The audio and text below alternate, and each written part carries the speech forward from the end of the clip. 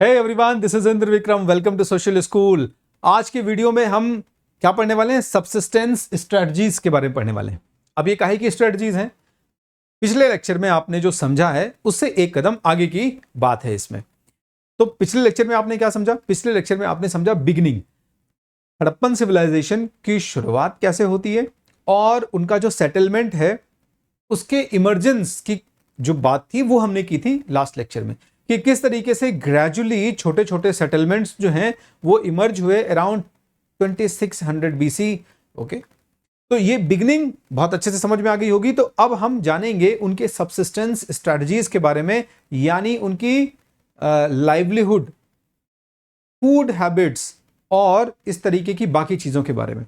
Subsistence का मतलब भी यही होता है बेसिकली। सबसिस्टेंस, अगर मैं वर्ड की बात करूं कि सबसिस्टेंस का मतलब क्या होता है, तो बड़ा इजी है इसको समझना। सबसिस्टेंस का मतलब होता है कि how you are sustaining your life, बहुत इजीली। कि बेसिकली हड़प्पन जो लोग थे, इन्होंने अपना जो दैनिक जीवन होता था, अपना खाना पीना, तो बेसिकली अपनी दिनचर्या कैसे चलाते थे, अपने जीवन को सस्टेन कैसे करते थे, ये सबसिस्टेंस कहलाता है। खाना पीना मेनली इसमें आता है। ठीक है, स्ट्रेटजीज मतलब कौन कौन से तरीकों से, what kind of ways they followed in order to arrange their subsistence. So this is called subsistence strategy, यानी किस तरीके के पैटर्न में वो अपने खाने पीने को अरेंज करते थे, कौन कौन से तरीकों से अरेंज करते थे। क्लियर हो गया होगा। तो mature Harappan culture developed in some of the areas occupied by the early Harappan cultures. हमें एविडेंसेस जो हैं, जब आर्कियोलॉजिस्ट यहां पर एक्सकेवेट करना शुरू कर रहे हैं, तो इनको क्या समझ में आ रहा है? इनको समझ में आ रहा है कि बेसिकली जिन जिन जगहों पर पहले छोटे छोटे सेटलमेंट्स थे, वही आगे जाके ग्रोथ हुई, उनमें डेवलपमेंट हुआ, या मैं कह दूं कि वो थोड़ा सा और एक्सपैंड हुए, बड़े लेवल पर गए और वही मैच्योर हुए। तो जहां पर अर्ली हड़प्पन सेटलमेंट्स हैं, या मैं कह दूं कि जिन जगहों को अर्ली फेज में इस एरिया के लोगों ने ऑक्यूपाई किया था, ठीक है ना, वहीं पर उसी एरिया में आपको मैच्योर के, उसी नजदीकी एरिया, उसी नेबरिंग एरिया, लगभग उन्हीं एरियाज में आपको मैच्योर सेटलमेंट के साइन भी मिलते हैं। होपफुली ये क्लियर हो गया होगा। ऑलराइट, यानी मैच्योर हड़प्पन का मतलब बहुत इजी है। इसी सेटलमेंट की डेवलपमेंट की स्टेजेस हैं, इन्हीं को 3 पार्ट्स में डिवाइड किया जा रहा है, अर्ली, मैच्योर और लेटर। तो जहां पर अर्ली स्टेज है सेटलमेंट की, यहीं पर आगे जाकर हमें मैच्योर सेटलमेंट स्टेज भी देखने को मिल रही। ठीक है, इसी एरिया में डेवलप हो रहे हैं लोग। ऑलराइट, ऐसा कैसे पता चलता है हमें? ये हमें कुछ पैटर्न्स देखने पे पता चलता है। अगर हम इन सेटल हुए लोगों के कुछ पैटर्न्स देखें, स्पेशली सबसिस्टेंस स्ट्रेटजीज के बारे में बात करें कि how they earn their food habits, how they earn their food, basically what kind of food habits they develop, ऐसा कह दो।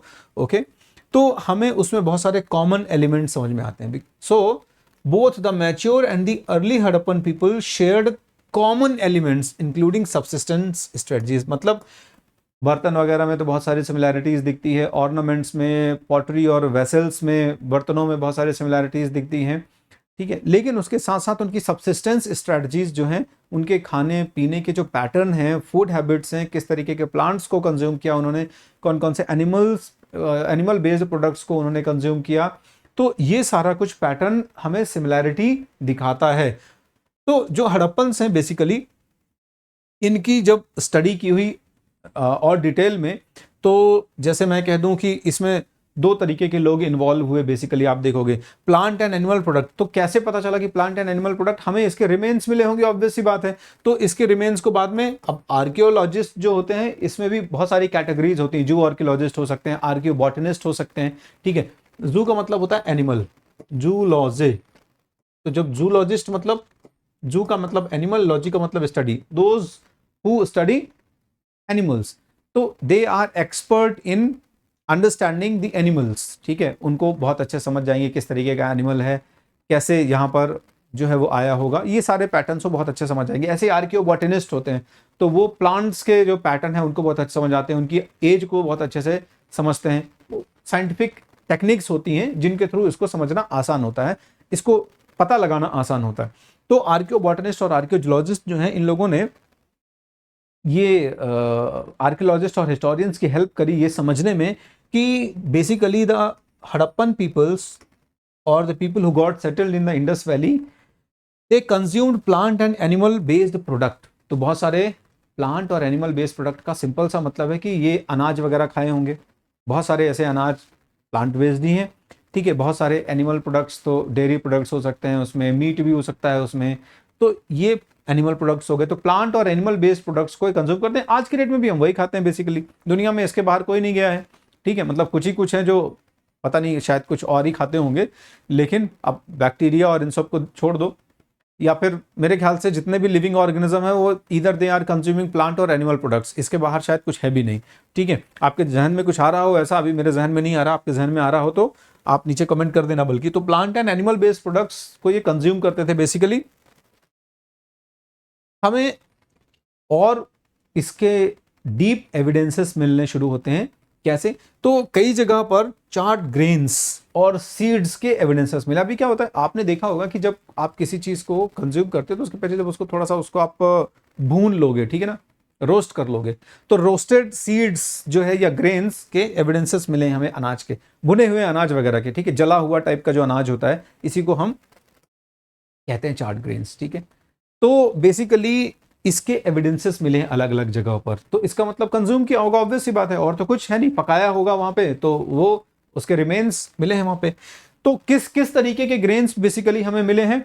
व्हीट, गेहूं के एविडेंसेस मिले हैं, ठीक है, ध्यान रखिएगा। ये सारा कुछ आपको याद रखना है, ठीक है। You have to remember this कि व्हाट काइंड ऑफ क्रॉप्स और what kind of grains the Harappan people consume. बहुत इंपॉर्टेंट है बेटा, याद कर लेना इसको कि गेहूं मिला वहां पे, ठीक है, बार्ले, जौ मिला वहां पे, लेंटिल्स, दालें कई तरीके की मिली हमें, चिकपी भी, ठीक है, सीसम, ये सब कुछ, ये सब पल्सेस के टाइप्स हैं। तो ये सारे क्रॉप्स या ग्रेन के टाइप्स हैं जो कि इस एरिया में मिले हैं आपको। You have to remember all these terms, ध्यान रखिएगा। ऑप्शंस में आ सकते हैं, एमसीक्यू टाइप के जितने भी क्वेश्चंस हैं, लॉट्स टाइप के जो क्वेश्चंस होते हैं वो इसी टाइप के इंफॉर्मेशन को आपसे चेक करते हैं, ध्यान रखिएगा। मिलेट्स, गुजरात के आसपास हमें मिलेट्स के एविडेंसेस मिले हैं, ध्यान रखिएगा। तो ये वो चीजें हैं जो आपको मिली हैं। राइस के एविडेंसेस कमी मिले हैं, ध्यान रखिएगा। राइस, ऐसा नहीं है कि राइस बिल्कुल मिला नहीं है, हड़प्पा के एरिया से आपको राइस के भी एविडेंसेस मिले हैं, स्पेशली मेरे ख्याल से लोथल और रंगपुर, ध्यान रखिएगा। वैसे लोथल और रंगपुर ये दो मेजर साइट्स हैं, स्पेशली ये ऐसी साइट्स हैं जहां पर one of the earliest evidences of rice cultivation जो है वो मिलते हैं हमको, ठीक है। चलो, इसके अलावा अब प्लांट बेस्ड प्रोडक्ट्स आपने देख लिए, तो प्लांट बेस्ड प्रोडक्ट्स जो है वो मिल गए आपको। प्लांट बेस्ड प्रोडक्ट्स के साथ साथ we have got evidences of animal based products, ठीक है। तो हमें बहुत सारे एनिमल बेस्ड प्रोडक्ट्स को भी देखना पड़ेगा।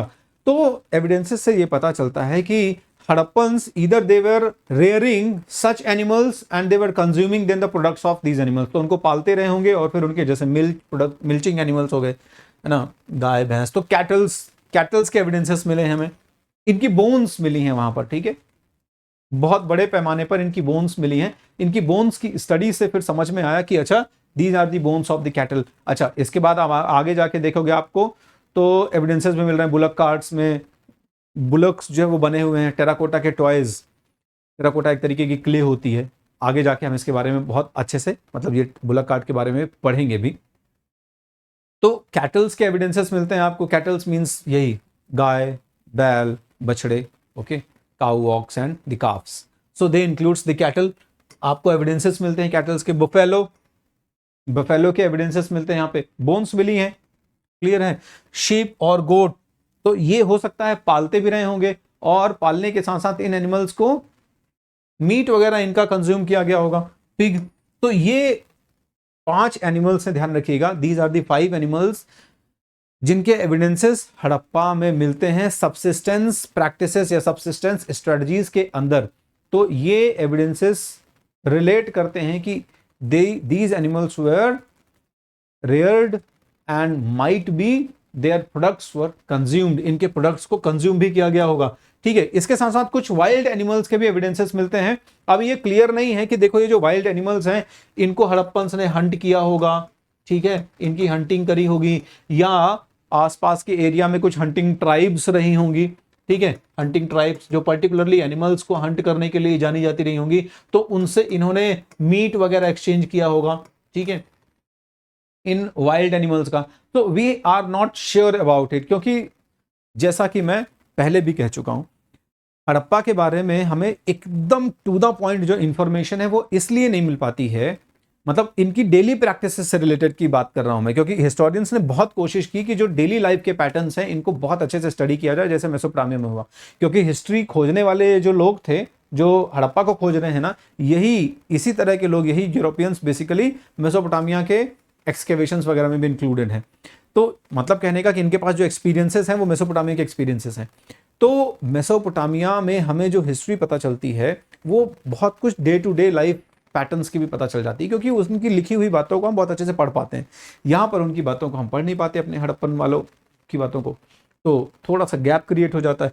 सो we are not sure that what kind of how what kind of uses were there and how the meat and all these things the Harappan peoples got। तो जो वाइल्ड एनिमल्स हैं इनमें हमें reference मिलता है बोर का, जंगली सुअर का नाम सुना होगा ना, इसी को बोर कहते हैं, ठीक है ना, जंगली सुअर देखा होगा आपने, थोड़ा सा दांत उसके ऐसे कुछ निकले हुए से होते हैं, थोड़ा सा और एग्रेसिव होता है ये। सो बोर वाइल्ड जो पिग है, या वाइल्ड बोर कहते हैं बेसिकली, पिग तो नहीं कहेंगे, वाइल्ड बोर जंगली जो सुअर होता है, ठीक है। इसके अलावा ये डियर, ठीक है, हिरण वगैरह के एविडेंसेस मिल जाते हैं हमें, इनकी बोन्स और इनके जो एविडेंसेस हैं ये बहुत स्टडी करने के बाद पता चला है कि अच्छा ये चीज भी थी वहां पे। अब ये श्योर नहीं है कि किस तरीके के यूजेस में थी। फिर एलिगेटर, ठीक है, मछलियां, फिशेस भी हैं, फाउल्स, कुछ तरीके के पक्षी, मुर्गे जैसे कुछ इस तरीके के पक्षी होते हैं जिन्हें हम फाउल कहते हैं, FOWL, ठीक है। तो ये पक्षी, इन सबको भी कंज्यूम किया गया है। अब फिश और फाउल तो ऑब्वियसली कंज्यूम किया गया होगा, ये श्योर है, क्योंकि इसके अलावा मतलब नॉर्मल पैटर्न में भी यूज कर सकते हैं। अब इन एनिमल्स की का किस तरीके से, या तो हंटिंग पर्टिकुलरली हड़प्पा में होती ही थी, या वो लोग इनका मीट ऑब्जर्व करते थे, ये श्योरिटी नहीं है, बट इनके बोन्स जो हैं उनके एविडेंसेस हमें मिले हैं। तो होपफुली आपको क्लियर हो गया सब्सिस्टेंस प्रैक्टिसेस के बारे में। अभी हमने समझ लिया हड़प्पा की।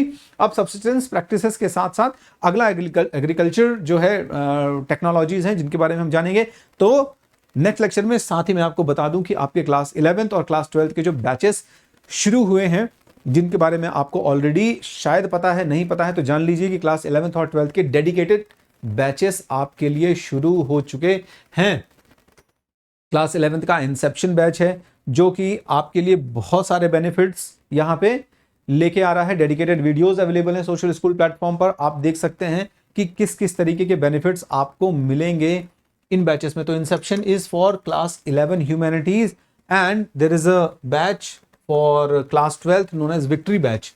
तो विक्ट्री जो बैच है वो क्लास 12th के लिए है बेसिकली, जहां पर क्लास 12th के स्टूडेंट्स को बहुत बेहतरीन तरीके से, वेल ऑर्गेनाइज तरीके से एक बेहतरीन लर्निंग एक्सपीरियंस मिलेगा, ठीक है। So just you can enrol on these batches. What kind of benefits you will get, आपको जो बेनिफिट्स मिलने वाले हैं वो बेनिफिट्स कुछ इस तरीके से हैं कि you have the option to interact with your faculty. Real time interaction का बेनिफिट आपको मिल रहा है टीचर के साथ में आपके, जो कि ऑफलाइन एक्सपीरियंस देगा आपको, एक तरीके से ऑफलाइन जैसा एक्सपीरियंस देगा जैसे आप ऑफलाइन मीडियम में बैठ के पढ़ रहे होते हैं, ठीक है। यू कैन आस्क क्वेश्चंस, आप अपने टीचर से डाउट पढ़ने पर तुरंत क्वेश्चन पूछ सकते हैं, ठीक है, और उसका आंसर मिल जाएगा आपको। डेडिकेटेड डाउट सॉल्विंग सेशंस में, वहाँ पे डेडिकेटेड डाउट सॉल्विंग सेशंस में जितने भी आपके डाउट्स हैं वो सारे एक्सक्लूसिवली रिजॉल्व करे जाएंगे। लाइव पोल ऑप्शंस का क्वेश्चन जो है आपको ऑप्शन मिल जाएगा। पोल लीडर बोर्ड, जिसमें आप अपने फ्रेंड्स के साथ compete करके इंटरैक्टिव तरीके से ये समझ सकते हो कि कितना सीखा है हम सब ने मिलके। क्लास तो साथ में करी लेकिन किसको कितना आता है, तो you can just check it with the help of poll leader board and then scholarship. सबसे बेस्ट चीज़ यही है इसकी कि आप में से बहुत सारे लोग जो चाहते हैं कि आपको आपकी जो पढ़ाई है इसका इकोनॉमिक बर्डन ना हो, तो आपके पास स्कॉलरशिप टेस्ट का ऑप्शन है। स्कॉलरशिप टेस्ट से आप अपेयर होके अपनी पढ़ाई को बहुत अच्छे से फंड भी कर सकते हैं। And all these options that you can avail using the code Indra. तो टाइप करें वहाँ पे INDRA, इस तरीके का कोड टाइप करेंगे तो आपको बेनिफिट मिलेगा। आगे मूव करते हैं।